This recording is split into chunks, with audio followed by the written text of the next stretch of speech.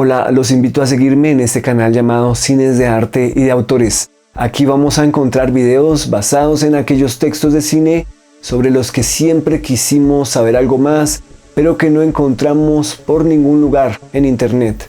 Y también eventualmente hablaremos sobre las películas clásicas o de la cartelera de salas de cine arte que se están estrenando en nuestras ciudades o directamente en la red.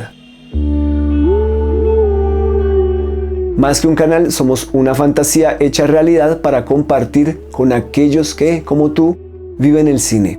Aquí la prisa no existe, la exploración es la clave.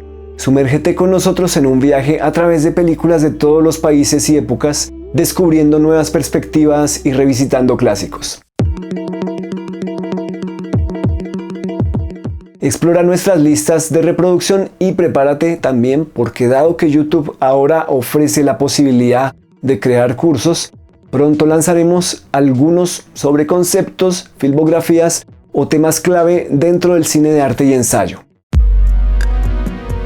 No te pierdas nada. Suscríbete y activa las notificaciones para unirte a nuestras transmisiones en directo y ser parte de este espacio para hablar más de lo que nos gusta, el cine. Y sobre todo, la forma del cine y cómo está hecho.